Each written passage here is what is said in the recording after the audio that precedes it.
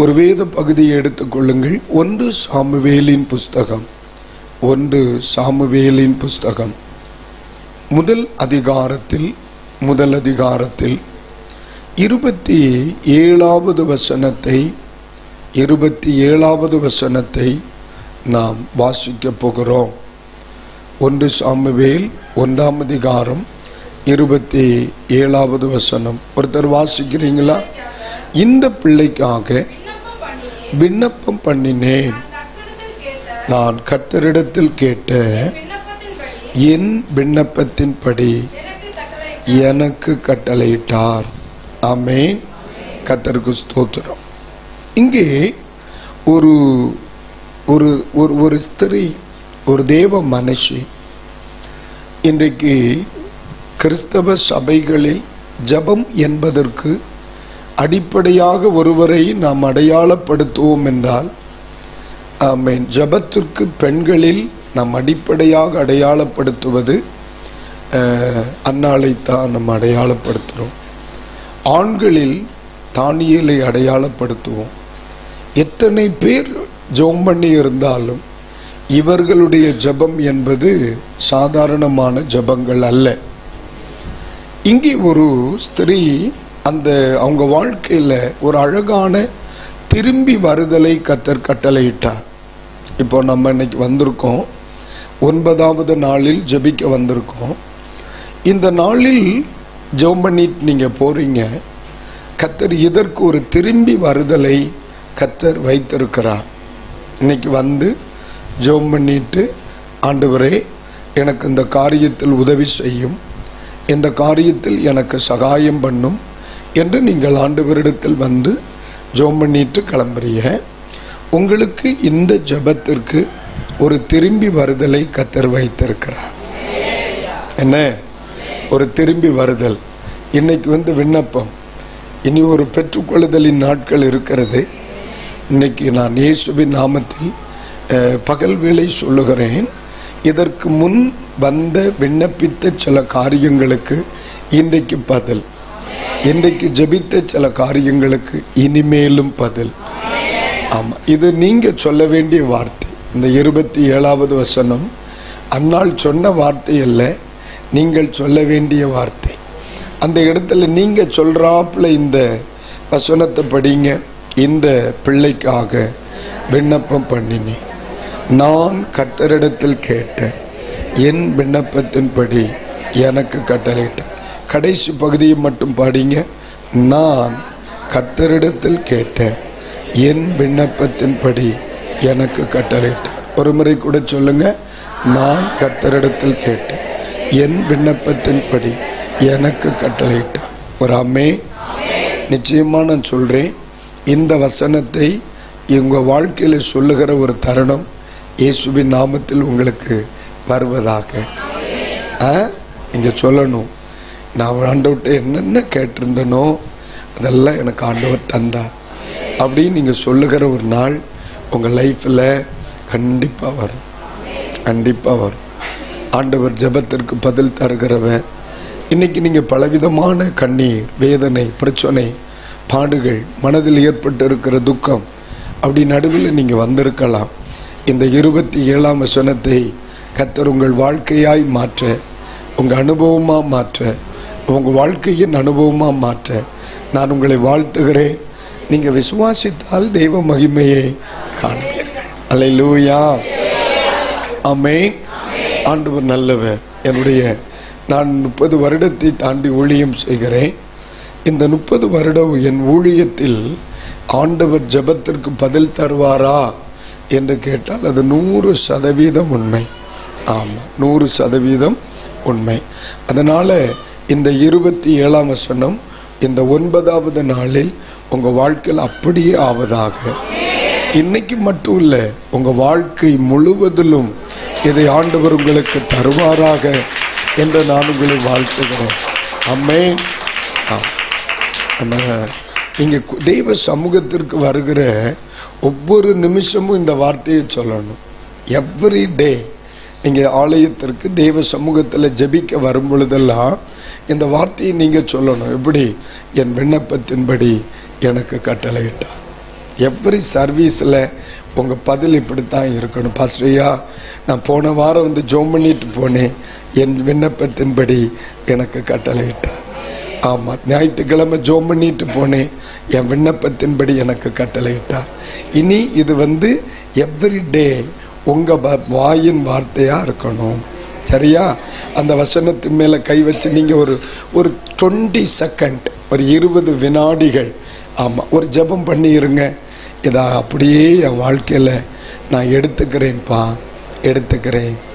என் வாழ்க்கையில் நான் எவ்ரிடே ஒவ்வொரு நாளும் நான் ஆலயத்திற்கு வரும் பொழுது நான் சொல்லணும், பாஸ்டரையா, நான் கர்த்தரிடத்தில் கேட்ட என் விண்ணப்பத்தின்படி எனக்கு கட்டளையிட்டார்னு சொல்லி, ஆமாம், எவ்ரி விசிட், நான் ஒவ்வொரு முறை ஆராதனைக்கு வரும் பொழுதும், ஒவ்வொரு முறை ஜெபங்களுக்கு வரும் பொழுதும், ஒவ்வொரு முறை தெய்வ சமூகத்திற்கு வரும் பொழுதும் நான் சொல்லுவதற்கு கர்த்தர் எனக்கு கிருபை தாங்க, எனக்கு கிருபை தாங்க, எனக்கு கிருபை தாங்க, எனக்கு கிருபை தாங்க.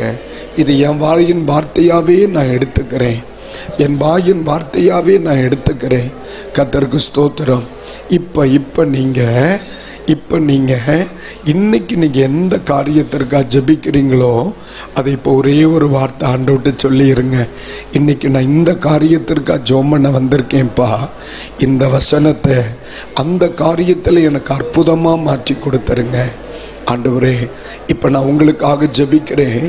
இந்த 9வது நாளில் எந்த காரியத்தில் ஒரு மாற்றம் வேண்டும் என்று, ஒரு விடுதலை வேண்டும் என்று, ஒரு வித்தியாசம் வேண்டும் என்று கண்ணீரோடு இந்த பிள்ளைகள் இன்னைக்கு ஜெபிக்கிறாங்களோ அந்த காரியத்தில் இந்த 27ஆம் வசனத்தை அப்படியே அப்ளை பண்ணுங்க ஆண்டவரே.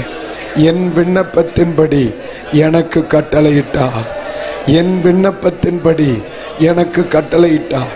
இன்னைக்கு இவங்க என்ன காரியங்களுக்காக தேவ சமூகத்தில் இந்த 9வது நாள் ஜெபித்து கொண்டிருக்கிறார்களோ அதில் இந்த வசனம் வரணும், இந்த அற்புதம் நடக்கட்டும், இந்த அற்புதம் நடக்கட்டும். என் விண்ணப்பத்தின்படி, என் விண்ணப்பத்தின்படி, என் விண்ணப்பத்தின்படி எனக்கு கட்டளையிட்டார், என் விண்ணப்பத்தின்படி எனக்கு கட்டளையிட்டார், என் விண்ணப்பத்தின்படி எனக்கு கட்டளையிட்டார். இந்த வார்த்தை இந்த பிள்ளைகளுக்கு அப்படியே ஆகட்டும்பா, அப்படியே ஆகட்டும் ஆண்டவரே. இன்னைக்கு கடனுக்காக அழுகிறவர்கள் உண்டு, கைவிடப்பட்டு அழுகிறவர்கள் உண்டு, கண்ணீரோடு நின்று கொண்டு அழுகிறவர்கள் உண்டு. போகும் வழி தெரியாம நிக்கிறனே, எனக்கு யாரும் இல்லையே ஆண்டவரே என்று கதறிக்கொண்டிருக்கிற பிள்ளைகள் இருக்கிறாங்க. அந்த பிள்ளைகளுடைய வாழ்க்கையில் இந்த வசனம் இவங்க வாழ்க்கையின் தோத்திர சூத்திரமா ஃபார்முலாவா மாறட்டும் ஆண்டவரே. இவங்க லைஃபினுடைய ஃபார்முலாவா மாறட்டும். என் விண்ணப்பத்தின்படி எனக்கு அவர் கட்டளையிட்டார் என்று ஆணித்தரமாய் சொல்லுவதற்கு இந்த பிள்ளைகளுக்கு கர்த்தர் கிருபை கொடும். இயேசுவின் நாமத்தினாலே இவர்களை ஆசீர்வதித்து ஜெபிக்கிறேன். ஜெபம் கேளும் எங்கள் நல்ல பிதாவே. அல்லேலூயா, ஆமென். ஆமாம், இப்போ கடைசி வார்த்தை என்ன சொல்லுது? என் விண்ணப்பத்தின்படி எனக்கு கட்டளையிட்டார். சொல்லுங்க, என் விண்ணப்பத்தின்படி. ஒரு முறை கூட சொல்லுங்க,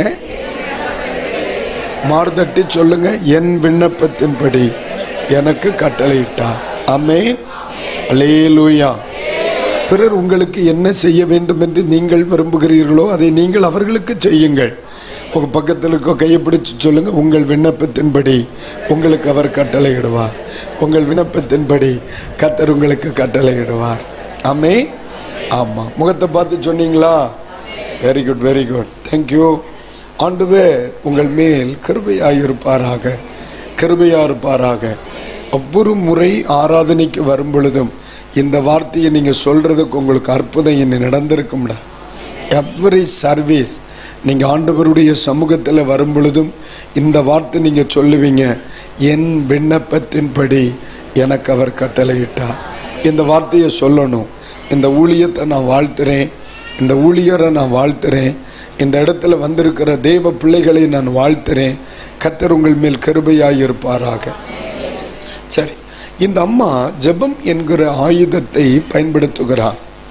இவங்க வாழ்க்கையில் எப்பொழுது, இன்னைக்கு நான் ஜெபத்தை குறித்து பேசவில்லை, அன்னாளுடைய விசுவாசத்தை குறித்து பேசுகிறேன். ஆனால் முதல்ல ப்ரேயருங்கிறது வரும். இப்போ நம்ம சிந்திக்க வேண்டிய ஒரு காரியம், எப்பொழுது இந்த அம்மா ஜெபம் என்கிற ஆயுதத்தை பயன்படுத்தினார்கள், இதை நம்ம படிக்கணும். நம்ம லைஃப்பில் நம்ம ஜெபம் என்பது இயல்பு தான். ஆனால் இவங்க எப்பொழுது ஜெபம் என்கிற ஆயுதத்தை கையில் எடுத்தார்கள்? நீங்கள் எந்த டைமில் ஜெபம் என்கிற ஆயுதத்தை நீங்கள் கையில் எடுத்தாகணும் என்பதற்கு ஒரு சில உதாரணங்கள் இந்த அம்மாவனுடைய வாழ்க்கையிலிருந்து. நீங்கள் எப்போ உங்கள் ஜெப நேரம் என்ன, உங்கள் ஜெப நேரம் என்ன அப்படின்னு ஒருத்தவங்க உங்கள்கிட்ட கேட்டால் சொல்லுவாங்க, காலையில் 3லேருந்து 4 வரைக்கும் ஜெபிக்கிறேன் பாஸ்டர், 4லேருந்து 5 வரைக்கும் ஜெபிக்கிறேன் பாஸ்டர், 5லேருந்து 6 வரைக்கும் ஜெபிக்கிறேன் பாஸ்டர், எல்லாரையும் அனுப்பிட்டு 10 மணிலேருந்து 11 மணி வரைக்கும் ஜெபிக்கிறேன் பாஸ்டர். அதில் மேலே சிலர் சொல்லுவாங்க, அப்படின்னா என்ன பாஸ்டர், எது ஜெபம்னா? சிலர் அப்படின்னு கேட்பாங்க. ஆனால் நீங்கள் உங்கள் ஜெப நேரம் எப்போன்னு ப்ராக்டிக்கலாக நான் சொல்லித்தரேன். ஆண்டவர் உங்களுக்கு உதவி செய்வார். 2வது வசனத்தை எடுங்க. 1ஆம் அதிகாரம் 2ஆம் வசனம். 1ஆம் அதிகாரம் 2ஆம் வசனம் முதல்ல எடுங்க, அப்புறம் படிக்கலாம். பேப்பர் சத்தை நிற்கட்டும், எல்லாரும் எடுக்கணும். 1 சாமுவேல் 1ஆம் அதிகாரம் 2ஆம் வசனம். நீங்கள் எப்போ ஜெபம் பண்ணணும்னு சொல்கிறேன். சில ஆட்கள் சொல்லுவாங்க, காலையில் ஜெபம் பண்ணுங்க, மத்தியானம் ஜெபம் பண்ணுங்க, ராத்திரி ஜெபம் பண்ணுங்க. அது தப்பு கிடையாது. உனக்கு எப்பெல்லாம் ஜெபம் பண்ணணுமோ அப்பெல்லாம் ஜெபம் பண்ணு. ஆனால் இன்னைக்கு நான் சொல்லுகிற இந்த வார்த்தையை நீ மறந்துடவே கூடாது. வாழ்க்கைக்கு ஃபார்மலாக இது. சரி, 2வது வசனத்தை எல்லாரும் சேர்ந்து படிப்போம். அவனுக்கு 2 மனைவிகள் இருந்தார்கள். ஒருத்தி பேர் அன்னாள், மற்றவள் பேர் பெனினாள். பெனினாளுக்கு பிள்ளைகள் இருந்தார்கள். கடைசி வார்த்தையை சொல்லுங்க, கடைசி வேர்டை மட்டும் சொல்லுங்க. இல்லை சொல்லுங்க, ஒரு முறை கூட சொல்லுங்க. அம்மா, இன்னைக்கு உங்க கூட்டத்துக்கு உங்க புருஷன் வந்தாரா? இல்லை. எப்போ உங்க வாயில இல்லை என்ற சொல் வருகிறதோ அதுதான் உங்க ஜெப நேரம். புரியல? நான் சொல்றது உங்களுக்கு புரியுதா இல்லையா? அதுதான். வீட்டில் பிள்ளைகள் எப்படி படிக்கிறாங்க? முன்னால மாதிரி படிக்கவில்லை. இல்லை என்ற சொல், இல்லை என்ற சொல் எப்போ உங்க வாயில வருதோ அதுதான் உங்க ஜெப நேரம். அதை மறந்துடாதீங்க. ஏனென்றால் இல்லை என்ற சொல்லை மாற்றுவதற்கு கண்ணீரின் ஜெபத்தினால் மட்டும்தான் முடியும். சமாதானமா இருக்கீங்களா? சமாதானமே இல்லை பாஸ்டர், எனக்கு ஒரு 1000 ரூபாய் தருவீங்களான்னு கேட்டாங்க. இல்லை சிஸ்டர்னா இல்லை என்ற சொல் உங்கள் லைஃப்பில் எப்பொழுது உங்கள் சுகமாக இருக்கீங்களா? சுகம் இல்லை, சுகம் இல்லை. உங்களுக்கு வீடு இருக்குதா? சொந்த வீடு இல்லை, இல்லை. தொழில் எப்படி இருக்கிறது? தொழிலும் இல்லை. வேலைக்கு ஆட்கள் இருக்கிறார்களா? இல்லை. இந்த சொல் எங்கே? லோன் கட்டுறதுக்கு பணம் இருக்கிறதா? அதுவும் இல்லை. அப்போ இல்லை என்ற சொல் எப்பொழுது உங்கள் வாழ்வில், உங்கள் வீட்டில், உங்கள் வாயில் நடமாடுகிறதோ உடனே ஜெபம் பண்ணணும். அது பஸ்ஸில் இருந்தாலும் சரி, பைக்கில் ட்ராவலாக இருந்தாலும் சரி, வீட்டில் இருந்தாலும் சரி, நீங்கள் எங்கே இருந்தாலும் சரி, இல்லை என்ற சொல், இல்லை என்ற சொல் எப்போ நீங்கள் வாயில் உங்கள் வீட்டில் நடமாடுகிறதோ உடனே இயேசுப்பா எனக்கு உதவி செய்திருங்க, இயேசுப்பா எனக்கு உதவி செய்திருங்க. என் வீட்டில் என்ன வேர்டு வருது? இல்லை என்ற வார்த்தை வருது. என் பிள்ளைகளுடைய வாயிலிருந்து இல்லை என்ற வார்த்தை வருது. என் புருஷனுடைய வாயிலிருந்து இல்லை என்ற வார்த்தை வருது. எங்கள் அம்மா அப்பாவினுடைய வாயிலிருந்து இல்லை என்ற வார்த்தை வருது. இப்போ தான் ஜெபம் பண்ணணும்னு எங்களுக்கு சொல்லி கொடுத்துருக்குறீங்க. இது காலையிலையும் வரலாம், 10 மணிக்கும் வரலாம், மத்தியானமும் வரலாம், சாயந்தரமும் வரலாம், ராத்திரியும் வரலாம். ஆமே ஆமே. எப்போ இந்த இல்லை என்ற சொல்லை உங்கள் மனம், உங்களுடைய வாய், உங்கள் இருதயம், உங்கள் வாழ்க்கையில் அதை நீங்கள் பார்க்குறீங்களோ உடனே நீங்கள் என்ன செய்திடணும்? ஜபிக்கணும். இப்போ மறுபடியும் 27ஆம் வசனத்தை சொல்லுங்க. என் விண்ணப்பத்தின்படி எனக்கு கட்டளையிட்டார். அல்லேலூயா. ப்ரேயர் டைம் ஒன்னாச்சா? மறக்க மாட்டீங்களே. மறுபடியும் வாங்க, மறுபடியும் வாங்க. கர்த்தருக்கு ஸ்தோத்திரம்.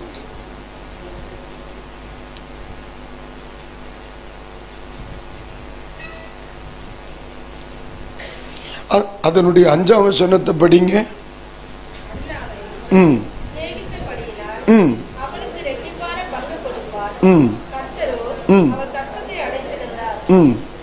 கர்த்தரோ அவள் கர்ப்பத்தை, இன்னொரு வார்த்தை சொல்லுங்க, இன்னொரு முறை சொல்லுங்க. கர்த்தரோ, ஒரு முறை கூட சொல்லுங்க. அல்லேலூயா. இந்த தடை என்கிற ஒன்று, அடைப்புன்னா என்ன? தடை தானே. நீங்க நினைக்கிற காரியத்துல எப்பொழுது ஒரு தடையை உணர்கிறீர்களோ அப்ப நீங்க ஜெபம் பண்ணணும். கர்த்தரோ அவருடைய கர்ப்பத்தை அடைத்திருந்தார். இவளுக்கு வேணும், ஆனா கிடைக்கல.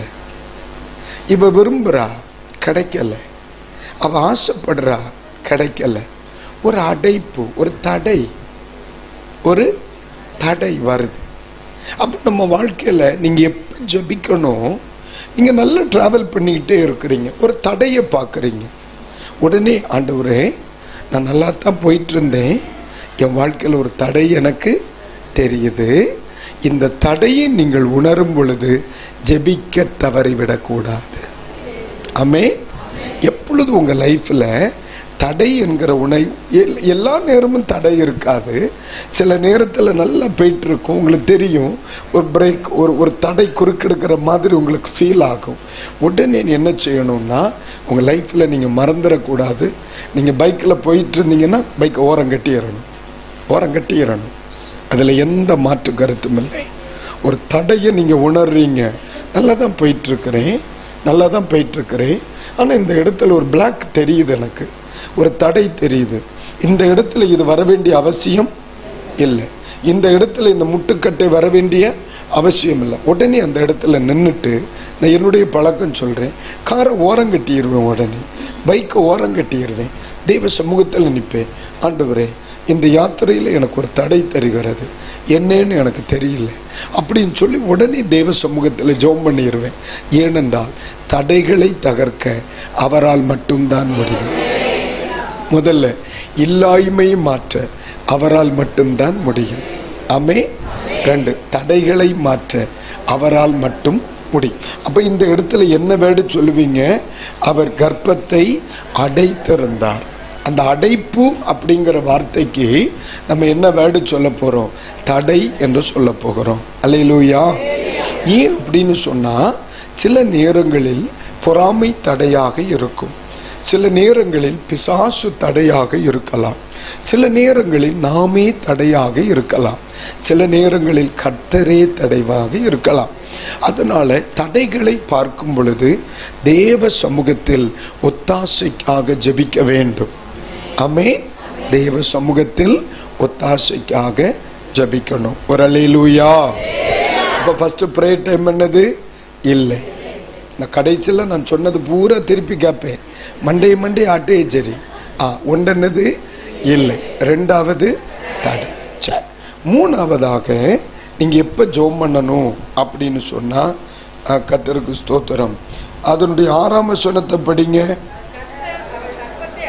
அடைத்திருந்தபடியினால் சக்களத்தை எப்படி அவள், ஒரு முறை கூட சொல்லுங்க, துக்கப்படும்படியாக. தொடர்ந்து படிங்க. சமயத்தில் போதும். அல்லேலூயா. இந்த 6வது வசனத்துல நம்ம அடிக்கடி படுற ஒன்று இருக்கே, துக்கம். நம்ம ஆட்களுக்கு அது டெய்லி வந்து போகும். சில ஆட்கள் எல்லாம் ஏன் துக்கப்படுறாங்கன்னே அவங்களுக்கு தெரியாது. எப்போ பாரு புர்ரு உட்கார்ந்துருப்பான். ஆனா எப்பொழுதெல்லாம் உங்கள் இருதயம் துக்கப்படுமோ அப்ப எல்லாம் உங்க ஜெப நேரம். எப்படி உங்க ஜெப நேரம் என்ன? அப்போ சொல்ல பவுல் சொன்னது சரிதான், இடைவிடாமல் ஜெபிங்க, இடைவிடாமல். ஆமா, இந்த 3 இல்லாத மனிதன் ரொம்ப குறைவு, ரொம்ப குறைவு. முதல்ல என்ன? இல்லை. அடுத்து தடை. 3வது, சில ஆட்கள் துக்கப்படுகிறதையே, எனக்கு துக்கம் வரலன்னே துக்கப்படுவான். நம்ம ஆட்கள் தேடி பிடிச்சு துக்கப்படுறதுல அவ்வளோ பெரிய ஆட்கள் அவங்க.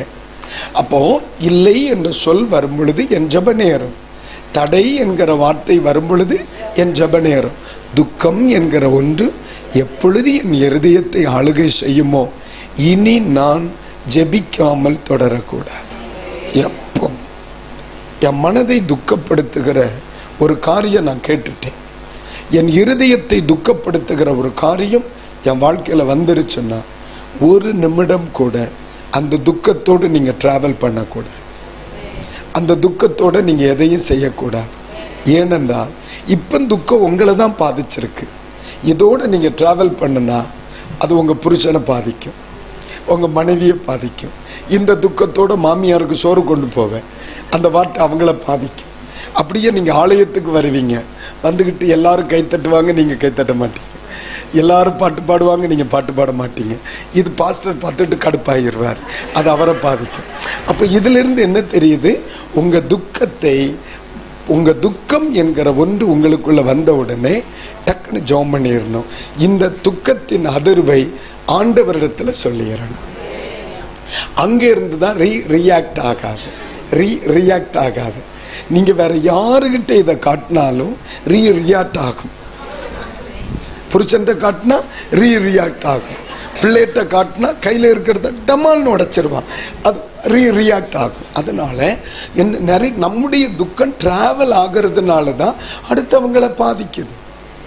நம்முடைய துக்கம் டிராவல் ஆகுது. அம்மாட்ட இருக்கிற துக்கம் பிள்ளைகிட்ட டிராவல் ஆகுது. இப்போ அம்மாவின் டென்ஷன், பிள்ளையின் டென்ஷன், பிள்ளைகிட்ட இருக்கிற துக்கம் அண்ணன்ட்ட டிராவல் ஆகுது. இப்போ 3வது டென்ஷன்.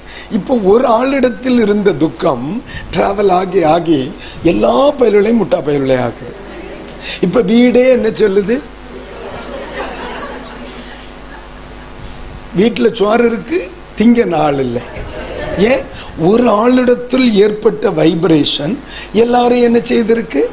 இதே நேரத்தில் எனக்குள் ஏற்பட்ட துக்கம், பைபிள் சொல்லுது, நீங்கள் ஒன்றுக்கும் கவலைப்படாமல் எல்லாவற்றை குறித்தும் ஸ்தோத்திரத்தோடு கூடிய ஜெபத்தில் தேவனை தெரியப்படுத்துங்கள். நீங்கள் நேர ஆண்டவருடைய சொல்லி போய் உங்களுடைய பிரச்சனை அவர்கிட்ட கொடுத்துட்டீங்கன்னா மீதி அவர் பார்த்துப்பார். நம்மகிட்ட அந்த பிரச்சனை பெய்யுறது. அவர் உங்களை விசாரிக்கிறவர் ஆனபடியினால் உங்கள் கவலைகளை அவர் மேல் வைத்து விடுங்க. நான் ஆண்டவர்கிட்ட, ஆனால் அதற்கு பின் துக்கமுகமாய் இருக்கவில்லை, அவ்வளோதான். நம்ம ஆண்டவர்கிட்ட ட்ராவல் பண்ணிடுறோம், அந்த பிரச்சனை அவர்கிட்ட ட்ராவல் ஆகிடுது. அப்புறம் அவர் பார்த்துப்பார். அப்படின்னா நீங்கள் யாரை மாதிரி சொல்லுவீங்க? கர்த்தர் பார்த்து கொள்ளுவார், கர்த்தர் பார்த்து கொள்ளுவார். அப்படி போயிடும். இல்லைன்னு வைங்க, நீங்கள் சாப்பாடு வைக்கும் பொழுதே உன் புருஷன் கண்டுபிடிச்சிருவான். ஏன்னா நம்ம பைபிளில் நெகேமியா படிச்சிருக்கீங்களா? நெகேமியாவுக்கு வேலை என்ன? பானை பாத்திரக்காரன். இவர் எல்லா நாளும் ராஜாவுக்கு சாப்பாடு தண்ணி கொடுக்கிறவன். எல்லா நாளும் கொண்டு சிரித்த முகத்தோட கொடுப்பாரு. கழுதை இன்னைக்கு கொண்டு துக்கமாக கொடுக்குறான். உடனே அவன் சொல்ல, எல்லாம் ஒரு நாளும் உன் முகம் இப்படி இருந்தது இல்லையே, எல்லாம் பேரஞ்ச மாதிரியே இருக்கியே ஏன் அப்படின்னு. அப்போ கேட்குறார். அப்போ அந்த இடத்துல கன்ஃபார்ம் ஆகுது, இல்லை என் மனசில் ரொம்ப துக்கமாக இருக்கேன். என்ன பிரச்சனை உனக்கு? எங்கள் பிதாக்களை அடக்கம் பண்ணின கல்லறை, அந்த கட்டடங்கள், அந்த பட்டணம் எல்லாம் இடிஞ்சு கிடக்கு, அதை சுத்திக்கரையாகப்பட்டு கிடக்கும் பொழுது நான் மட்டும் இப்படி சந்தோஷமாக இருக்க முடியும்? அதுதானடா பிரச்சனை, நமக்கு அதை சரி பண்ணிடுவோன்றான். அப்போ இதுக்கு காரணம் என்ன? துக்கம் வெளிப்படுது. துக்கம் என்ன செய்து வெளிப்படுது. நல்ல வேளை அந்த நல்ல ராஜா இல்லைன்னா ஒரு மாதிரி யாடா கோடமாக இருந்தா இல்லையா? ரைட், நல்லா கவனிங்க. இந்த இடத்துல துக்கம் வந்த உடனே அவர் ஜெபிக்கிறார். நீங்கள் 1ஆம் அதிகாரத்தில் படிக்க முடியும். ஆண்டவர் ராஜா அவருடைய இருதயத்தில் கிரியை செய்கிறார். அப்போ ஏன் சொல்கிறேன்னா, துக்கம் ட்ராவல் ஆகக்கூடாது. துக்கம் ட்ராவல் ஆனால் குடும்பத்தில் சண்டை வரும். துக்கம் ட்ராவல் ஆனால் நீங்கள் செய்ய வேண்டிய எதையும் செய்ய முடியாது. மண்டே மார்க்கெட் போகணுன்னு சொல்லி கிளம்பி உட்கார்ந்துருப்பீங்க. அம்மா ஃபோன் பண்ணி வீட்டில், அம்மா வீட்டில் ஒரு சண்டைன்னு சொல்லி ஃபோன் பண்ணிடுவாங்க. உடனே நீங்கள் சொல்ல, இன்னைக்கு மண்டே மார்க்கெட் போண்டான்னு நீங்கள் உட்காந்துருவீங்க. அப்போ எங்கேயோ நடந்த பிரச்சனை உங்களை செயல்படாமல் பண்ணிடும். எங்கேயோ அந்த துக்கம் உங்களை செயல்படாமல் பண்ணிடும். ஆனால் அந்த துக்கம் வந்த உடனே நீங்கள் உங்கள் ட்ராவலை முடக்கக்கூடாது. ஒரு அரை மணி நேரம் பிந்தி போகலாமே, ஓடி உங்கள் ஜெப அறைக்கு போகணும், முழங்கால் படிக்கணும். ஆண்டவரே, அம்மாவுக்கு இப்படி பிரச்சனையா, தம்பி இப்படி பண்ணானாமா, வீட்டுக்குள்ளே இவ்வளோ கஷ்டம் இருக்கான், ஆண்டவர் ஒரு வார்த்தை உதவி செய்யுங்க, என்னால் போய் எதுவும் செய்ய முடியாது, ஆண்டவர் பார்த்துக்கிடுங்கன்னு அந்த பிரச்சனையை அவர் கையில் கொடுங்க. உங்களையும் கர்த்தர் சொல்லுவார், என் விண்ணப்பத்தின்படியே எனக்கு கட்டளையிட்டார். அல்லேலூயா, அல்லேலூயா. அப்போ நீங்கள் எப்போ ஜெபம் பண்ணுவீங்க? இல்லை, நான் கேட்குறவங்க சொல்லணும். 1 இல்லை என்ற சொல், 2 தடை, 3 துக்கம். ஒரு முறை கூட, இல்லை தடை துக்கம், இல்லை தடை துக்கம். மறந்துடக்கூடாது. அப்ப இனி எப்போ உங்க வீட்டில் ஜெபம் இருக்கும்னு நினைக்கிறேன். ஆனா ஒண்ணு சொல்லட்டாப்பா, நானும் என் ஊழியத்தில் பார்த்துருக்கேன், இந்த 3 இல்லைன்னா ஒரு வேலும் பிரேயருக்கே வர்றதில்லை. நேரமே வர்றாங்கன்னா புரிஞ்சுக்கிடணும் இதுல ஏதோ ஒன்று இருக்குன்ட்டு. ரொம்ப லேட்டா வராங்கன்னா இப்ப புரிஞ்சுக்கிடணும், இப்ப முன்னால மாதிரி பிரச்சனை இல்லைன்னு. இத்தனை வருஷமா உங்களை மாதிரி மண்டையை பத்தியெல்லாம் சாலி முடிஞ்சிருச்சு. ரைட், ஆண்டவர் நல்லவர். ஆனா உண்மையிலேயே உங்க வாழ்க்கையில இது பிராக்டிக்கலா நான் பேசுறேன். நான் என்னைக்குமே ஜெப வாழ்க்கை என்பது நம்முடைய வாழ்க்கையில் ஒரு பகுதி அல்ல, நம்ம வாழ்க்கையே அதான். நீங்க எப்பவுமே புரியும். அதாவது வாழ்க்கையில் ஜெபம் வைத்திருக்கிறவர்களும் உண்டு, வாழ்க்கையே ஜெபமாய் வைத்திருக்கிறவர்களும் உண்டு. நீங்க 2 kinds of people, 2 விதமான மக்கள் உண்டு.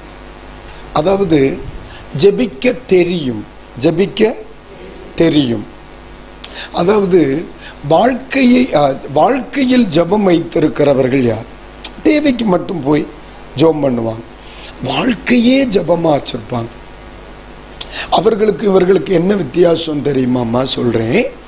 அதாவது வாழ்க்கையில் ஜெபம் வச்சிருக்கிறவர்கள் யாருன்னா, அவங்களுக்கு ஜெபிக்க தெரியும், ஜெபிக்க முடியும். ஜெபிக்க தெரியும், ஜெபிக்க முடியும். இப்போ ஒரு மீட்டிங்ல, சிஸ்டர் இந்த ஆராதனைக்கா ஜெபம் பண்ணுங்க அப்படின்னு சொன்னா உடனே ஜெபம் பண்ணிடுவாங்க. அவங்களுக்கு ஜெபிக்க தெரியும், ஜெபிக்க முடியும். உடனே நம்ம ஃபோன் பண்ணி சொல்றேன், சிஸ்டர் இப்படி ஒரு ப்ராப்ளம் இருக்கு, ஒரு ப்ளீஸ் கொஞ்சம் ஜெபம் பண்ணுங்க அப்படின்னு சொன்னோன்னு அவங்களுக்கு ஜெபிக்க தெரியும், ஜெபிக்க முடியும். ஆனால் வாழ்க்கையே ஜெபமா வச்சிருக்கிறவங்க இருக்காங்கல்ல, அவர்களால் ஜெபிக்க முடியும் அல்ல, அவங்களால ஜெபிக்காமல் இருக்க முடியாது. ஜெபிக்காமல் இருக்க, இவங்களுக்கு ஜெபிக்க தெரியும், ஜெபிக்க முடியும், ஜெபிக்காமலும் இருக்க முடியும். ஜெபிக்காமலும் இருக்க முடியும், ஜெபிக்கவும் முடியும், ஜெபிக்காமலும் இருக்க முடியும். ஆனால் வாழ்க்கையை ஜெபமாக்கி கொண்ட ஒருவனால் ஜெபிக்காமல் இருக்க முடியாது. அவன் என்ன திங்காம தூங்குவான், குளிக்காம தூங்குவான், ஆனா அவனால ஜெபிக்காம தூங்க முடியாது. அவன் ஜெபிக்காம இருந்துகிட மாட்டான். அதுதான் வாழ்க்கையில் ஜெபத்தை பழக்கமாக்கி கொண்டவர்களும் உண்டு, ஜெபத்தை வழக்கமாக்கி கொண்டவர்களும் உண்டு. எப்படி எப்படி எப்படி ஜெபத்தை எப்படி பேசுங்க. ஜெபத்தை பழக்கமாக்கி கொண்டவர்களும் உண்டு, ஜெபத்தை வழக்கமாக்கி கொண்டவர்களும் உண்டு. ஜெபத்தை பழக்கமாக்கி கொண்டவர்களால் ஜெபிக்க முடியும், ஆனால் ஜெபத்தை வழக்கமாக்கி கொண்டவர்களால் ஜெபிக்காமல் இருக்க முடியாது. நீங்கள் யார் என்று இப்பொழுது உங்களுக்கு தெரியும். ஹலோ, நீங்கள் யார் என்று உங்களுக்கு, இந்த 2 யார் என்று உங்களுக்கு தெரியும். உங்களுக்கு ஜெபிக்க முடியுமா? ஜெபிக்காமல் இருக்க முடியாது. அதாவது ஜெபிக்க முடியும் பாஸ்டர், எனக்கு ஜெபிக்க முடியும். அவர்களை விட ஆண்டவருடைய பார்வையில் பிரதானமானவர்கள் என்னால் ஜெபிக்காமல் இருக்க. ஒரு வசனத்தை எடுங்க, மறுபடியும் நம்ம இங்கே தான் வருவோம். அப்போஸ்தலர் 16 எடுங்க. இந்த சபையில் இருக்கிற எல்லாரும் அப்படி இருக்கணும்னு இயேசப்பா விரும்புகிற, இன்றைக்கு பிரசங்கம் கேட்கிற எல்லாரும் அப்படி இருக்கணும்னு கர்த்தர் விரும்புகிற. அப்போஸ்தலர் நடபடிகளின் புஸ்தகம் 16ஆம் அதிகாரத்தில் 13ஆம் வசனத்தோடு படிங்க. ஓய்வு நாளில் நாங்கள் பட்டணத்திற்கு வெளியே போய் ஆற்றின் அருகே. அந்த வார்த்தையை ஒரு முறை கூட சொல்லுங்க,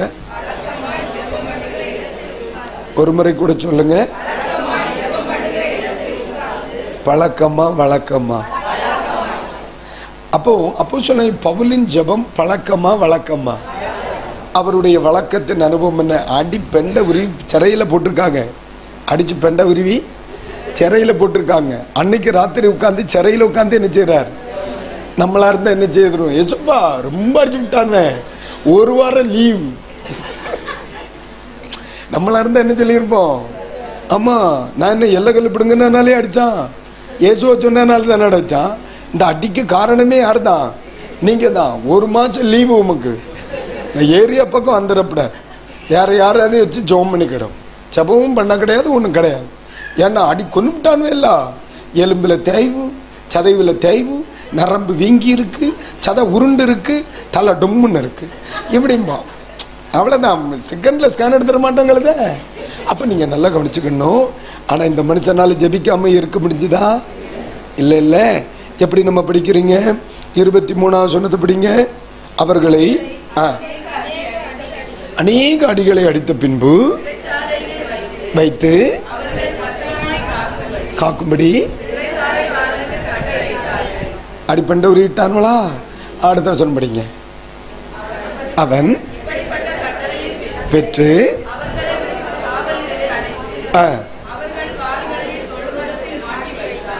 காலெல்லாம் கட்டி வச்சிருக்கான்களா? அடுத்து என்ன நடக்கு? நடுராத்திரியிலே எப்படி எப்படி எப்படி எப்படி கைய கட்டி வச்சிருக்கான்வே, காலை கட்டி வச்சிருக்கான்வே, அடி பெண்ட உருவிட்டான்வே, கொண்டு போட்டிருக்கு. அப்படியே அங்க இருந்துட்டு என்ன செய்யறாரா? நமக்கு நடக்குமாக்கா? அப்ப சொல்லுதிய. அப்ப நல்லா கவனிக்கணும். இது வழக்கமான ஜபமா பழக்கமான ஜபமா? பழக்கமான ஜபம் என்றால் ஜபிக்காமல் இருக்க முடியும். ஆனா வழக்கமாய் ஜபிக்கிறவர்களுக்கு ஜபிக்காமல் இருக்க முடியாது. அப்ப ஆண்டவர் எதிர்பார்க்கிற ஜபம் பழகிய ஜபம் அல்ல, வாழ்க்கையாக்கப்பட்ட ஜபம். வாழ்க்கையில் ஜபம் அல்ல, என் வாழ்க்கையே ஜபம். அப்ப நீங்க எப்ப ஜெபம் பண்ணணும்? இல்லை என்றவர் அந்தி சந்தி மத்தியான வேலைன்னு சொல்லப்படாது. மைக் எடுத்து வாயில சொருவிடுவேன். எப்படி? இல்லை என்ற சொல் எப்பொழுது என் வாயில் வருகிறதோ. இப்ப நீங்க வர்றீங்க, நான் ஒன்றும் இல்லை, நீங்க டக்குன்னு சர்ச்சுக்கு வர்றீங்க, ப்ரேயருக்கு வர்றீங்க, பாஸ்டர் இருக்காங்களா அப்படின்னு கேட்குறீங்க. உடனே வீட்டில் இருந்து இல்லை அப்படின்னு வருது. பாஸ்டர்மா எங்க? எங்க அந்த அடிமை? அப்போ இல்லைன்னு சொல்றாங்க. என்ன கேட்டுட்டிய? இல்லைங்கிற சொல் காத்துல விழுந்துருச்சா? உடனே என்ன செய்யணும்? எசப்பா, எங்க பாஸ்டர் போயிருக்கிற இடத்துல கத்தர் கூட இருப்பீராங்க. இதுதான் சொல்ல வந்தேன், இதுதான் சொல்ல வந்தேன். ஆமே. ஒரு கடைக்கு போறிய, அண்ணே காக்கல பருப்பு கொண்டே, பருப்பு இல்லை தங்கச்சி, ஆண்டவரே உன் கடையை ஆசீர்வதிப்பீராங்க. அவ்வளவு. இதுதான் நான் எதிர்பார்க்கிறது தான், நான் எதிர்பார்க்கிறது தான். அப்போ உங்க லைஃப்ல இல்லை என்ற சொல் எப்பொழுதெல்லாம் உங்க காதுகளில் கேட்கிறதோ, உங்கள் வாயில் வருகிறதோ, அதெல்லாம் பிரேயர் டைம். இப்படி நீங்க டிராவல் பண்ணி பாருங்க, நீங்க கண்டிப்பா சொல்லுவீங்க, ஆமென், என் விண்ணப்பத்தின்படி எனக்கு கட்டளையிட்டார். சொல்லுங்க அந்த வார்த்தைய, என் விண்ணப்பத்தின்படி கட்டளையிட்டார். உங்க லைஃபே ஜபமா இருக்கும், உங்க லைஃபே ஜபமா இருக்கும். நீங்க எல்லா இடத்துலையும் ஜபிப்பீங்க. நான் இது ஆக்சுவலி ப்ராக்டிக்கலாக நான் இதை பேசுகிறேன். உங்கள் லைஃப்பில் ஜபம் இல்லாத ஒரு நிமிஷத்தை பார்க்க முடியாது. திடீர்னு ஒரு ஆள் ரோட்டில் போயிட்டு இருக்கிறீங்க, அக்கா பிள்ளைகள் இப்படி இருக்காங்க, எனக்கு குழந்தை இல்லை. டக்குன்னு ரோட்டில் வச்சு கேட்குறீங்க, அப்படியா அக்கா? இன்னும் சொன்ன உடனே நமக்கு செய்தி வருது, எப்படி ஞாபகம் வருது? இல்லைங்கிற சொல்கிற வாயிலேருந்து வருது, எஸ்ப்பா இந்த பிள்ளைக்கு ஒரு குழந்தையை கொடுக்கக்கூடாதா? ரோட்லையே அந்த கண்ணில் கண்ணீர் வந்துடும். வேற தேவையில்லாத ஒன்றையும் சிந்திக்க வேண்டியது வராது. எல்லா கிறிஸ்தவனும் இப்படி ஆயிட்டோம்னா போலீஸ் ஸ்டேஷனுக்கு தேவையே வராது, தேவையே இல்லை. பஞ்சாயத்து ஆபீஸுக்கு தேவையே இல்லை. இது இல்லாததுனால தான் நாவாரி அவ்வளவு வேண்டாத்தனம் பண்ற சேட்டை அதிகமா கிறிஸ்துவ பயத்தான் பண்ணிட்டு இருக்கான். சரி, கைகளை உயர்த்தி ஒரு அல்லேலூயா சொல்லுங்க. ஒரு நாள் தான் வந்த இடத்துல ஏன் சோத்துல மண்ணள்ளி போடுவானே. நம்ம போவோம், மறுபடியும் எங்கே போவோம்? 1 சாமுவேல் எப்படி 1 சாமுவேல் 1ஆம் அதிகாரம் 27ஆம் வசனம். மறுபடியும் அந்த வசனத்தை எல்லாரும் சேர்ந்து படிங்க. எடுக்கலையோ? எடுத்த பிறகு படிங்க. இந்த பிள்ளைக்காக விண்ணப்பம் பண்ணினேன், நான் கர்த்தரிடத்தில் கேட்ட என் விண்ணப்பத்தின்படியே. ஒரு அல்லேலூயா, அல்லேலூயா. கர்த்தர் உங்களுக்கு உதவி செய்வாராக. சரி, அப்போ உங்க ஜெபம் எப்படி இருக்கணும்? இப்படி ஜெபிக்க கிருபை வேணுமா இல்லையா? உங்களுக்கு ஜெபிக்க கிருபை வேணுமா இல்லையா? என்ன மறந்தாலும் இந்த பிரசங்கத்தை மறந்துடக்கூடாது.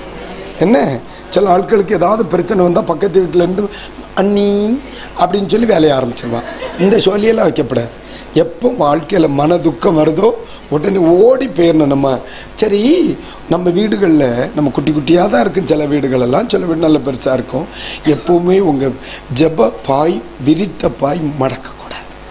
அப்படி இருக்கணும். ஏன்னா 10 நிமிஷம் கிடைச்சாலும் ஓடி போயிடுவோம்ல. உள்ள நம்ம திடீர்னு ஒரு ஆள் அக்காவை பார்க்குறோம், ரொம்ப கஷ்டமாக இருக்கே, பிள்ளைக்கு வீஸ் கட்ட முடியலன்னு வழியில் பேசுகிறான். இல்லைங்கிற ஒரு வார்த்தை நம்ம காதில் விழுந்துருச்சு. யாது பிள்ளை கருப்போ வெள்ளையோ தெரியாது. ஆனால் ஏசப்பா, அந்த சகோதரி இப்படி சொன்னால் அவளுக்கு ஒரு அற்புதம் செய்திருங்க, யாராகிலும் அவளுக்கு கொடுத்து உதவி செய்ய வழி தரீங்க. இப்படி நீங்கள் ஜெபம் பண்ணி பாருங்கள். நீங்கள் எடுத்து வைக்கிற ஒவ்வொரு அடிகளும் நீங்கள் கண்டிப்பாக எவ்ரி வீக் எவ்ரி டே நீங்கள் இந்த ஆலயத்திற்குள்ளே, இந்த ஜெப அறைக்குள்ளே நீங்கள் வரும் பொழுது நீங்கள் சொல்லுவீங்க, என் விண்ணப்பத்தின்படி எனக்கு கட்டளையிட்டார். ஆமென். உங்களுக்கு தேவையில்லாமல் யோசிக்க தோணாது, தேவையில்லாமல் பேச வராது, தேவையில்லாதவங்க கூட டைம் ஸ்பெண்ட் பண்ண வேண்டியது வராது. நம்ம நிறைய பிரச்சனையே பக்கத்து வீட்டுக்கு திண்ணையில் இருக்கிறதானாக்கா ஊரே நாசமாக போகிறது அதுக்கு தானே. உங்கள் ஊரில் எப்படின்னு தெரில, இங்கேயும் அப்படி தானோ. சிரிக்கிறது பார்த்தா ஒரு மாதிரி இருக்கட்டும். அப்போது நம்ம அதெல்லாம் தவிர்த்துருவோம். 5 நிமிஷம் கிடைச்சாலும் ஓடி தேவ சமூகத்தில் போய் உட்காந்து, அப்பா அந்த அக்கா இல்லைன்னா பார்த்துக்கிடுங்க, உதவி செய்திருங்க. அந்த பிள்ளைக்கு ஒரு தடையாக இருக்குது, உதவி செய்திருங்க. அந்த பிள்ளை துக்கமாக என் முன்னாடி அழுதுட்டு போனா நான் பார்த்துக்கிடுங்க ஆண்டவரே. அந்த அப்படி வந்துட்டுன்னா நம்மளை உண்மையில நம்ம எப்போ ஒரு ப்ரொடெக்ஷனாகவே இருப்போம். ஒரு தவறான ஒரு வார்த்தை பேசவே வராது. நமக்கு ஒரு ஆள்கிட்ட உட்காந்து தமாசடிக்க வராது. நமக்கு உலகத்தை சிந்திக்க வராது. அடுத்தவங்க காரியத்தை பேசுறதுக்கு வராது, டைம் இருக்காது. அதுதான் பவுல்கிட்ட இருந்துச்சு, இடைவிடாமல் ஜெபியுங்கள். இதை ப்ராக்டிஸ் பண்ணிங்கன்னா புதிய ஏற்பாட்டில் பவுல் சொன்ன இடைவிடாத ஜெபம் நீங்கள் செய்யலாம். ஆனால் இவ்வளவு நீங்கள் செய்து வரும்போது உங்களை ஊருக்காரன் உங்களுக்கு லூஸ் ஆயிருச்சுன்னு சொல்லுவான். அதில் மாற்றம் இருக்காது. ஏன்னா முன்னால் எல்லாத்தையும் தமாஷ் அடிப்பீங்க, பேசுவீங்க, சிரிப்பீங்க, ஜாலியாக இருப்பீங்க. இப்போ தேவைக்கு மட்டும்தான் பேசுவீங்க. தேவையில்லாத ஒரு வார்த்தை உங்கள் வாயில் வராது. காரணம் என்ன? அதுக்கு நமக்கு நேரம் இருக்காது. ஏன்னா அவ்வளோ பிரச்சனைகளை நம்ம சுற்றி பார்ப்போம். நமக்கு பிரச்சனை மட்டும் இல்லை, நம்மளை சுற்றி இருக்கிற எவ்வளோ பேரை பார்ப்போம். இப்போ இந்த ஞாயிற்றுக்கிழமை ஒருத்தங்க சாட்சி சொல்கிற பழக்கம் எங்கே இருக்காமா? இல்லையம்மா. யாரோ அவருடைய ப்ரேயர் ரிக்வஸ்ட்டை பாஸ்டர் சொல்கிறான்னு வைங்க, டக்குன்னு உங்களுக்கு ஞாபகத்துக்கு வரும், டக்குன்னு ஒரு வார்த்தை ஜெபம் பண்ணுவீங்க. அப்போ நம்ம லைஃபே மாறிடும். நம்ம அப்படி ஜெப ஒரு அனுபவத்தில் வரும் பொழுது வீணான பிரச்சனை நம்ம வீட்டுக்குள்ளேயே வராது. இப்போ புருஷன் ஒரு வார்த்தை சொல்கிறார், நம்ம இப்படி இருக்குமா அப்படின்னு நம்ம வார்த்தையை விட மாட்டோம். சரிப்பா, நமக்கு ஜெபம் பண்ணுவோம், ஆண்டவர் நம்மளை கைவிட மாட்டார் அப்படிங்கிற வார்த்தை உடனே வரும். உடனே அந்த மனுஷன் பூஸ்ட் ஆகிடுவார். அப்படியாம்மா நீ ஜெபம் பண்ணுமா அப்படின்னு உடனே நீங்கள் போய் கண்ணீர் மல்க அழுகிறத அவர் கேட்பார். அவருக்கு கோபம் வராது. கண்டிப்பாக காப்பாற்றப்பட்டு விடுவோம். அந்த நம்பிக்கையில் அவரும் வந்துடுவார். ஜெபத்தை விரும்பாத மனிதர் கூட எவ்வளோ ஒரு வார்த்தை ஜெபம் பண்ண பிள்ளை இப்படி இருக்கு அப்படின்னு சொல்ல ஆரம்பிப்பார். நம்ம வீடு குட்டி பரலோகமாக மாறும். இந்த 9வது நாள் உங்களை பிளஸ் பண்ணுறேன். உங்கள் வீடுகளுக்குள் மாற்றம் உண்டாகும். உங்கள் வீடுகளுக்குள் மாற்றம் உண்டாகும். ரியலி சொல்கிறேன், உங்கள் வீடுகளுக்குள் மாற்றம் உண்டாகும். அல்லேலூயா, அல்லேலூயா, ஆமென். இப்போ ஆனால் பைபிளில் நீங்கள் ஒன்று புரிந்து கொள்ள வேண்டும். நம்முடைய ஜெபத்திற்கு யாருக்கு அடிக்குது மணி? அதை ஒன்று கிளியர் பண்ணிக்கிடுங்க. அதை ஒன்று அணைச்சி வச்சிடலாம். நம்முடைய ஜெப வாழ்க்கையில் நீங்கள் ரொம்ப கவனிக்க வேண்டிய ஒன்று விசுவாச பகுதி. சொல்லுங்க. இப்போ ஜெபம் வேணும் இல்லையா? ஜெபம் இருக்கு இல்லையா? இந்த ஜெபத்தில் நீங்கள் பேசிக்காக கவனிக்க வேண்டியது ஃபெய்த். என்னது? ஃபெய்த். உங்கள் அற்புதத்திற்கு பின்னால் ஜெபம். இந்த இடத்துல அன்னாளை வெறும் ஜெபத்துக்காக மட்டும் என்ன செய்யலை, நான் பார்க்கல. ஜெபத்துக்காக மட்டும் பார்க்கல. இந்த அம்மாவுக்கு லைஃப்பில் வந்து பேசிக்காக ஃபெய்த் ரொம்ப நல்லா இருந்திருக்கு. எப்படி? விசுவாசம் ரொம்ப நல்லா இருந்திருக்கு. அதில் ஒரு 2-3 வார்த்தைகளை மட்டும் சொல்லி ஃபெய்த்தை குறித்து கொஞ்சம் நேரம் உங்கள் கூட பேசிட்டு நான் போகிறேன். கர்த்தர் நமக்கு உதவி செய்வாராக. மணி என்ன ஆயிட்டு? நேற்றுக்கு எத்தனை மணிக்கு முடிஞ்சது கூட்டம்? 1:30 ஆயிட்டா? நான் எப்போ முடிக்கணும்? 1 மணிக்கு முடிக்கட்டுமா? 2 மணியா? நடக்காது. தேவ கண்டதால. அல்லேலூயா. என் பிரசங்கம் உங்களுக்கு போர் அடிக்குதா? இல்லை. சரி, நான் ரொம்ப மெதுவாக தானே பேசுகிறேன். அதனால சிலருக்கு கர்த்தருக்குள் நித்திரை ஒன்றும் வரலையே. இந்த அம்மாவனுடைய பொதுவாக நம்ம அன்னாலை நம்ம பார்த்தோம் அப்படின்னா அவங்க ப்ரேயரை மட்டும்தான் நம்ம சொல்லுவோம். அந்த அம்மாவனுடைய ஜெபம் மட்டும் இல்லைம்மா, ஃபெய்த்ஃபுல் லேடி. அவங்க ரொம்ப விசுவாசமுள்ள ஒரு தாய். நான் வந்து வேகமாக உங்களுக்கு சொல்கிறேன். உங்கள் லைஃப்பில் எனக்கு தேவை இந்த இடத்தில் ஆராதிக்கிற அத்தனை பிள்ளைகளும் 1 சாமுவேல் 1:27 தினம்பிரதி சொல்லணும். என் விண்ணப்பத்தின்படி எனக்கு கட்டளையிட்டான். நான் இன்னைக்கு வந்து சொல்லுகிற வார்த்தை இது. இன்னைக்கு ஒரு நாள் மீட்டிங்கில் மட்டும் இல்லைப்பா, எவ்ரி இந்த இங்கேயும் படி இருக்கோ, இந்தாலையும் வரலாம், இங்கேயும் வரலாம். எந்த படி வழியை ஏறுகிற ஒவ்வொரு நாளும் நீங்கள் சொல்லணும், என் விண்ணப்பத்தின்படி எனக்கு கட்டளையிட்டான். ஆமாம், இந்த வேர்டோட தான் படியில் கால் வைக்கணும். போன வாரம் இந்த வேதனையோடு நான் வந்தேன், என் விண்ணப்பத்தின்படி எனக்கு கட்டளையிட்டான். பதிலை கொண்டு வந்து நன்றி சொல்லுகிற ஒரு நிமிடமாக மாறணும். என் பிள்ளைகளை நான் மனதார வாழ்த்துகிறேன், உங்களை மனதார வாழ்த்துகிறேன். அந்த இடத்திற்கு உங்களை கொண்டு விடுவதற்கு பேசிக் ப்ரேயர். ஆனால் அந்த ப்ரேயர் வந்து ஃபெய்த்ஃபுல் ப்ரேயராக இருக்கணும். உண்மையான விசுவாசமான ஒரு ஜபமாக இருக்க வேண்டியதற்கு. இந்த அன்னாளுடைய ஃபெய்த்தை கொஞ்சம் படிப்போமா? சரி, பாருங்க. மறுபடியும் அந்த பகுதியை எடுங்க. 10வது வசனத்தை ஒன்று படிக்கலாமா? நம்ம இப்போ எங்கே நிற்கிறோம்? 1ஆம் அதிகாரம், 1 சாமுவேல் 1ஆம் அதிகாரத்தில் நிற்கிறோம். சரி, அதில் 10ஆம் வசனத்தை படிங்க. அவள் போய்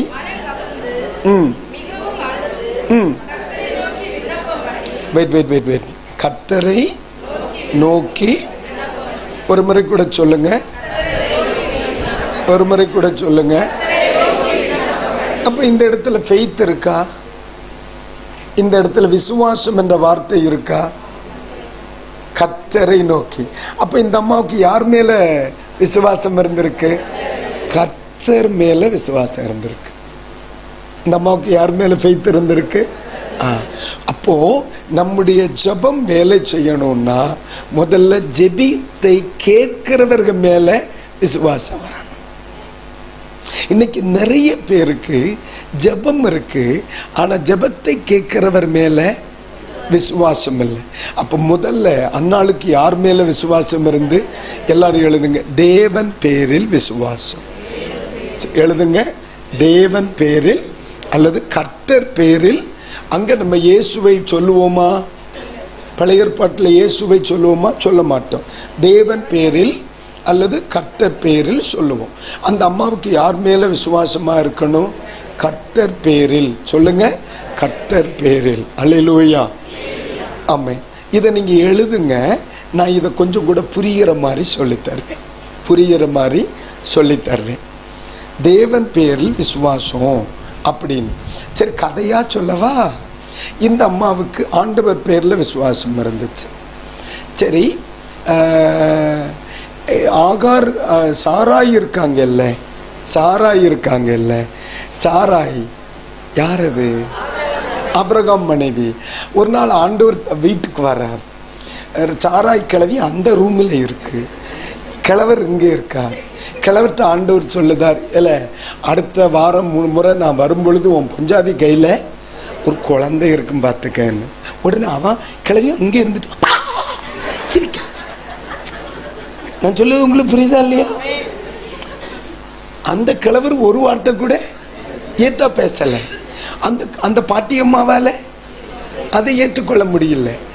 ஆனா அந்நாளுக்குள் இருந்த தேவன் பேரில் விசுவாசம் சாராயினிடத்தில் அந்த நேரம் இல்லை. அதுக்கு என்ன காரணம்னா, அதுக்கு பீரியடு நின்று வருஷம் நிறையாச்சு.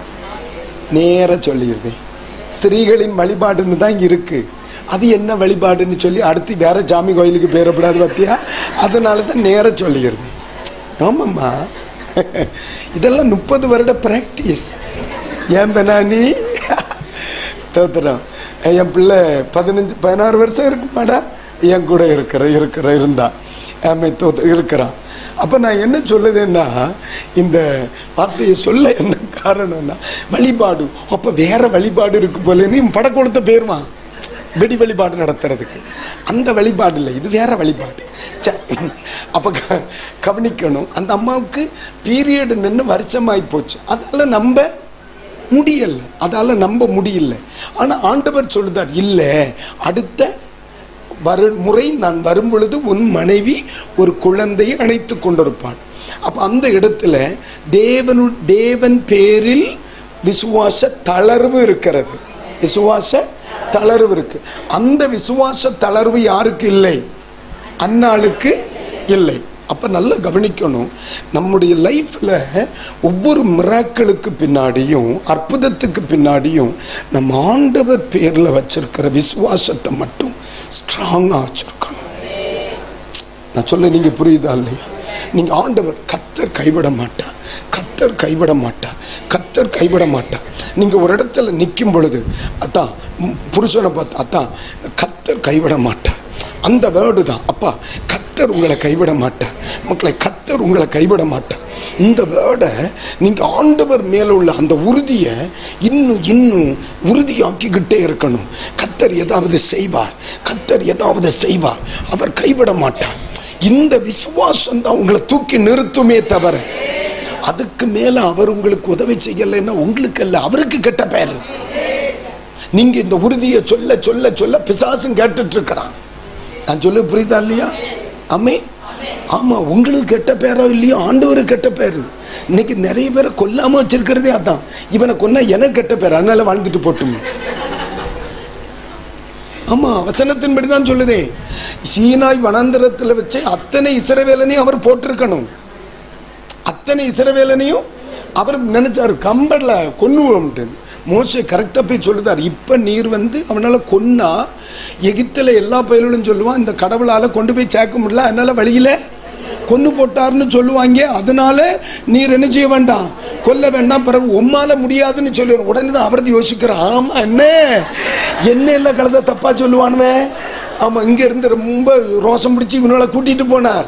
பாதிக்கு மேல இவரால கொண்டு போக முடியல. அவர்களுடைய பைபிளை படிச்சு பாருங்க, அப்படிதான் இருக்கும். இவர்கள் வழியிலே அவர் அழித்து போட்டார், கொண்டு போய் சேர்க்க முடியல, அதனால கொண்டு போட்டாலும் உண்மையெல்லாம் தப்பா சொல்லுவாங்க. ஆமா சரி இருந்துட்டு போட்டோம். அப்ப அதுக்கு பிறகு இருந்தது எதனால? தனக்கு பேரு கெட்டு போப்படாதுன்னு சிலரை உசுரோட வச்சிருக்கார். இல்லைன்னா சிலவனை எல்லாம் பல தடவை கொண்டு இருக்கணும். புதைச்சவன மறுபடியும் எடுத்து கொண்டுட்டு மறுபடியும் புதைக்கணும். செலவம் பண்ற சாட்டைக்கெல்லாம். அல்லேலூயா, ஆமென், அல்லேலூயா. அப்போ அன்னாளுக்கு யார் மேல விசுவாசம் இருந்துச்சு? சரி, சாராய்க்கு அந்த விசுவாசம் இல்லை என்று சொல்ல முடியாது. விசுவாச தளர்வு சூழ்நிலைகள் தான். சரி, இன்னும் விசுவாசமே இல்லாத ஒரு கேர்ள் உண்டு. யார் தெரியுமா? இந்த யாக்கோபு லவ் பண்ணி ஒருத்தியை கட்டினால ராகேல். ராகேலுக்கு குழந்தை இல்லை. அவ அக்கா இவள் கடுப்பேத்துறதுக்காகவே பெத்து போட்டான். அவளுக்கு ஒவ்வொரு முறை டெலிவரி ஆகும் பொழுது இவளுக்கு வேவலாதி கூடுது. ஒரு நாள் என்ன செய்தா, சிலங்க ஒரு நாள் கோபம் வந்துட்டு, இவளுக்கு கோபம் வந்துட்டு புருஷனை சட்டையை பிடிச்சிட்டு, எனக்கு பிள்ளை கொடு, இல்லைன்னா நான் சாவுதேன்றான். நீங்க படிச்சிருக்கீங்களா பைபிள்ல? சட்டையை பிடிச்சிட்டு கேட்கா, எனக்கு பிள்ளைய கூட, இல்லைன்னா உடனே அவன் என்ன சொல்லுதான், நான் என்ன கடவுளா? இந்த சட்டை யார்கிட்ட பிடிச்சிருக்கணும்? புருஷன் மேல இருக்கிற நம்பிக்கை கர்த்தர் மேல இல்லாம போச்சு. அப்போ அன்னாளுடைய இடத்தில் நம்ம வச்சு பார்க்கும்போது பேசிக்கா என்ன படிச்சோம்? அந்த அம்மாவுக்கு கர்த்தர் மேல இருந்த அந்த ஃபெய்த்ஃபுல், அந்த விசுவாசம், ஃபெய்த்து ரொம்ப ஸ்ட்ராங்கா இருந்திருக்கும். ஒன்னு சொல்றேம்மா, ஆண்டவர் பேர்ல நீங்க விசுவாசம் இல்லாம இந்த சபையில் வந்து 1000 நாள் உபவாசித்தாலும் எதுவும் நடக்க போறதில்லை, எதுவும் நடக்க போறது. அப்ப இன்றைக்கு பகல் வேளை அன்னாள் எனக்கு சொல்லிக் கொடுக்காம, ஐயா முதல்ல நீ ஆண்டவரை நம்புடா. அந்த புனித ஸ்தலம், அந்த புனித ஸ்தலம், அந்த புனித ஸ்தலம், அந்த மந்திரவாதி, இதெல்லாம் விடு. நீ இருக்கிற அறை தேடி வந்து உன்னை ஆசீர்வதிக்கிற ஒரு தெய்வம் உண்டு. நீ இருக்கிற அறை தேடி வந்து ஆசீர்வதிக்கிற ஒரு தெய்வம் உண்டு. நீ இருக்கிற அறை தேடி வந்து உன்னை ஆசீர்வதிக்கிற ஒரு தெய்வம் உண்டு. அவரை நம்பு, நீ அவரை நம்பு, அவரை நம்பு. அல்லேலூயா, ஆமென். கர்த்தர் எனக்கு அற்புதம் செய்வார். ஆமென். கர்த்தர் எனக்கு அற்புதம் செய்வார். பேசிக்கா சொல்றேங்க. அவனிங்க புதிய ஏற்பாட்டு வரைக்கும் ஒன்று போயிட்டு வந்துருவோமா? நீங்க இதை மாத்திராதீங்க, பிறகு உங்களை இதை திறக்க வைக்க லேட் ஆகும். ஒரு சொறி வச்சுக்க அவர் வரல. என் பிரச்சனை உங்களுக்கு பிடிச்சிருக்கால? என்னத்தை சொல்ல, புதிய ஏற்பாட்டில் இது பேசிக்காவே வருது. மார்க் 11ஆம் அதிகாரம் எடுங்க. மார்க் 11ஆம் அதிகாரம் எடுங்க. 22ஆம் வசனத்தை பாருங்க.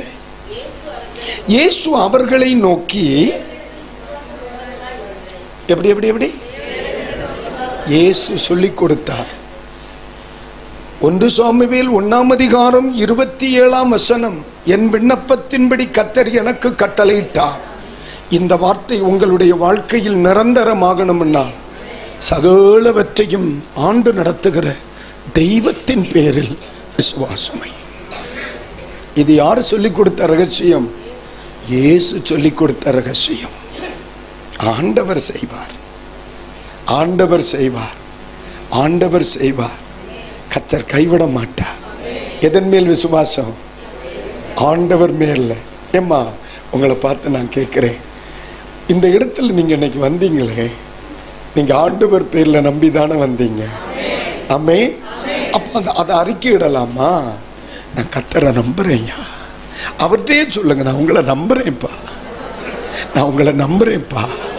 ஒரு நிமிஷம் கண்களை மூடி சொல்லுங்க, ஏசப்பா நான் உங்களை நம்புறேன்ப்பா, என்னை வாழ வைக்க முடியும்ப்பா, என்னை வாழ வைக்க முடியும்ப்பா, என்னை வாழ வைக்க முடியும்ப்பா. நான் உங்களை நம்புறேன்ப்பா, நான் உங்களை நம்புறேன், நான் உங்களை நம்புறேன், நான் உங்களை நம்புறேன். அப்ப நான் உங்களை நம்புறேன், அப்ப நான் உங்களை நம்புறேன். இந்த காரியத்தில் எனக்கு ஒரு அற்புதத்தை உங்களால செய்ய முடியும். I believe. நான் நம்புறேன்ப்பா, நான் நம்புறேன்ப்பா, நான் நம்புறேன்ப்பா.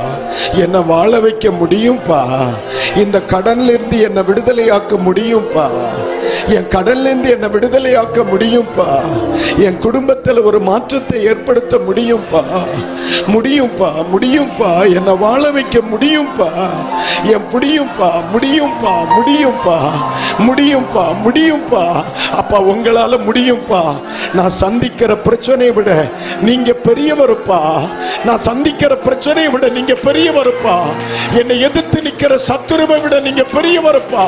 உங்களால முடியும், உங்களால முடியும், எங்களால முடியும், உங்களால முடியும், உங்களால முடியும், முடியும். நபரபரபரப கத்துரபரபரபரப கத்துரா உடிடிவிதிடிவிதப தரபரபரப கத்துரிவிதபரப கத்துரா உடிடிவிதிடிவிதப தரபரப கத்துரிவிதப.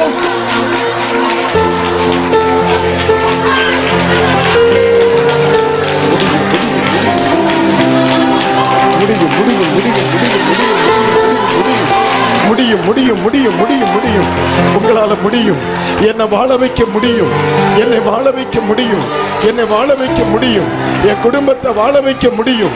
என் பிரச்சனையை மாற்றி அமைக்க முடியும். முடியும் முடியும். ஷப்பாலா தானா ஹந்தாலா ரிபிக்கவா. ஹல்லேலூயா. கூடுமே, எல்லாம் கூடுமே, உம்மாலே எல்லாம் கூடும். கூடாதது ஒன்றுமில்லை, உம்மால் கூடாதது. ஹல்லேலூயா. வெயிட் வெயிட் வெயிட் வெயிட் ஒரு நிமிஷம். ஒரு ஆமே. அதுல தான்க்கா இருக்கு அற்புதமே, வேற ஒன்றும் இல்லை. அதாவது நம்ம ஆண்டவர்கிட்ட போய் உங்களால முடியும்ப்பா, உங்களால முடியும், உங்களால மட்டும்தான் முடியும் என்று சொல்லி அவர் மேல நீங்க அவரை உறுதியா பிடிச்சிட்டீங்கன்னா அந்த ஃபெய்த்தை உங்களை தூக்கி விட்டுருவீங்க கண்டிப்பா. எந்த மாற்று கருத்தும் இல்லை. நான் உங்களுக்கு புரியுற மாதிரி ஒரு வசனத்தை சொல்லிட்டு அப்புறம் கொஞ்சம் நேரம் ஜெபம் பண்ணி ஆராதிப்போம். கொஞ்சம் யோபுவின் புஸ்தகம் வரைக்கும் வர்றீங்களா? யோபுவின் புஸ்தகம் வரைக்கும் வர்றீங்களா? யோபுனுடைய புஸ்தகத்துல 21 அதிகாரம் 21 வசனத்துல இது கொஞ்சம் புரிகிறதற்கு தான் சொல்றேன். 20, 21 பாருங்க. அப்பொழுது யோபு எழுந்திருந்து தன் சால்வையை 1 அதிகாரம் 20 வசனம் படிங்க கூட கிழித்து தன் தலையை சிரைத்து தலையிலே விழுந்து பணிந்து நிர்வாணியாய் வந்தேன், நிர்வாணியாய் போவேன்.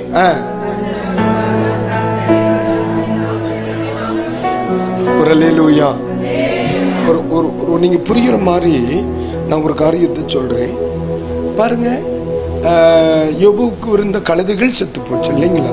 கழுதைகள் செத்து போச்சு, ஒட்டகங்கள் செத்து போச்சு, ஆடு மாடுகள் செத்து போச்சு, 10 பிள்ளைகள் செத்து போனாங்க, புருஷனுடைய பாசம் மனைவியினுடைய பாசம் செத்து போச்சு, வேலைக்காரர்கள் செத்து போச்சு, எல்லாமே செத்து போச்சு. அந்த வேர்டை நீங்க நல்லா கவனிக்கணும். எல்லாமே செத்து போச்சு. அந்த மனிதனுடைய வாழ்க்கை மறுபடியும் எழும்பி வருவதற்கு பேசிக்கே அது எல்லாமே செத்து போச்சு. ஆனா இந்த மனுஷன் ஒரு வேர்டு சொல்லுவார், உன்னே மட்டும் சாகலேம்பார். 19 அதிகாரம் 25 வசனம் 1 அதிகாரம் பகுதியில் நீங்க படிக்கும் பொழுது எல்லாம் செத்து போச்சு செத்து போச்சு செத்து போச்சு. சரீரத்தில் ஆரோக்கியமான மரியாதை எல்லாம் செத்து போச்சு. ஆனா ஒன்னே ஒண்ணு மட்டும்தான் இருக்கு. யோபு 19:25 என் மீட்பர். அவ்வளவுதான். போதும் போதும் போதும் போதும். ஒன்னே ஒண்ணுதான் சாகல. இதுவரைக்கும் நான் ஆராதித்து வந்த என் தெய்வம் மட்டும் இன்னும் சாகல. அதனாலதான் சொல்ல என் கண்கள் அவரை காணும். அதுதான் ஃபெய்த். எல்லாம் செத்து போச்சு. அவருடைய லைஃப்ல எந்த கோணத்துல பார்க்க இருந்த ஒண்ணுமே இருக்காது. மனைவி என்ன சொல்றாங்க, என்ன சொல்றாங்க, நீ இன்னுமா சோத்திரம் சோத்திரம்ன்றா, நீ சாகக்கூடாதான்ற கேக்குது. அப்ப எல்லாமே செத்து போச்சு. ஆனா இனி ஒன்னே ஒண்ணு மட்டும்தான் சாகல. இத்தனை வருடங்கள் ஆண்டவரே ஆண்டவரே நான் ஒருத்தரை கூப்பிட்டேன், அவர் உயிரோடு தான் இருக்கிறார். என் மீட்பர், என் மீட்பர் உயிரோடு இருக்கிறார். 1000 இழந்தாலும் அவரை இழக்கிறது வரைக்கும் உனக்கு எதிர்காலம் உண்டு. இதை மறந்துடாதீங்க. எல்லாம் இழந்தார், இதை மட்டும் இழக்கல, இதை மட்டும் இழக்கல. என் மீட்பர், என் மீட்பர், என் மீட்பர், என் மீட்பர் உயிரோடு தான் இருக்கா. ஆண்டவர் பேரில் உள்ள அந்த விசுவாசம் அந்த மனிதனை விட்டு குறையவே இல்லை. இல்ல அந்த அந்த ஃபெய்த் கடைசி வரைக்கும் அந்த மனிதனை தூக்கி நிறுத்திடுச்சல்லம்மா. அப்போ அந்நாளுக்கு இருந்த விசுவாசம் தேவன் பேரில் விசுவாசம். அல்லேலூயா. நான் கர்த்தரை நம்புறேம்மா. நீங்க எத்தனை பேர் சொல்ல முடியும், நான் ஆண்டவரை நம்புறேன் பாஸ்டர்? சொல்ல முடியுமா? மார்தட்டி சொல்லுங்க, நான் கர்த்தரை நம்புறேன்யா, நான் கர்த்தரை நம்புறேன், ஆண்டவரை தான் நம்புறேன். அல்லேலூயா, அல்லேலூயா, ஆமென். பைபிள் சொல்லுது, அவர்கள் அவரை நம்பி வெட்கப்படாதிருந்தார்கள். அவரை நோக்கி பார்த்தவருடைய முகங்கள் பிரகாசம் அடைந்தன, அவைகளில் ஒன்றும் வெட்கப்பட்டு போகவில்லை. அப்ப இன்றைக்கு இந்த 9வது நாள் ஜெபத்தில் கலந்து கொண்டவர்களுக்கு சொல்லுகிறேன், ஆண்டவர் பேரில் நீங்கள் வைத்திருக்கிற விசுவாசம் 1ஆம் அதிகாரம் 27ஆம் வசனத்தின்படி, என் விண்ணப்பத்தின்படியே எனக்கு அவர் கட்டளையிட்டார் என்று நீங்கள் சொல்ல வேண்டிய ஒரு நாள் நிச்சயம் வரும். அல்லேலூயா. இன்றைக்கே அது நடைபெறுகிறது. இன்றைக்கே அது நடைபெறுகிறது. அல்லேலூயா. ஆமென். பக்கத்துல சொல்லுங்க, ஆண்டவர் மேல விசுவாசமா இருக்கு. ஆண்டவர் மேல. இது இல்லாம தான் சில நேரத்துல தேவையில்லாத இடத்துல போய் நடக்குமா நடக்காதான்னு கேட்டுட்டு இருக்கிறது. அதுக்கெல்லாம் இனி போக கூட ஆண்டவர் நடத்துவார். என்னைக்குமே உலகத்தில் புனித ஸ்தலங்களை நம்ம உலக மனிதர்கள் தேடுறாங்க. ஆனா ஆண்டவர் அப்படி இல்லை. நீங்க எந்த இடத்துல முழங்கால் படிட்டாலும் அடுத்த செகண்ட் அவர் உங்க முன்னாடி நிற்பார். அதான் நம்முடைய கருத்து. அல்லேலூயா. நீங்களும் நானும் புனித தலங்களை தேடி போய் நன்மை அனுபவிக்க கற்றுக்கொள்ளவில்லை. 2-3 பேர் நாமத்தில் நீங்கள் எவ்விடத்தில் கூடினாலும் வருவேன். மாட்டு தொழுவா இருந்தா என்ன, கடற்கரையா இருந்தா என்ன, நான் வருவேன். அதான் நம்முடைய கட்டை. இன்றைக்கு பகல்வெளி அவர் வந்திருக்கிறார். எதற்காக? எதற்காக? உங்கள் விசுவாசத்தை கனம் பண்ணுவதற்காக. உங்க விசுவாசத்தை கனம் பண்ணுவதற்காக. ஆமே. நீங்க ரொம்ப நேரமா உட்கார்ந்து இருக்கிறீங்க. நான் செய்தி ஆரம்பிச்சு கரெக்டா 1 மணி நேரம் ஆச்சு பார்த்துக்கிடுங்க.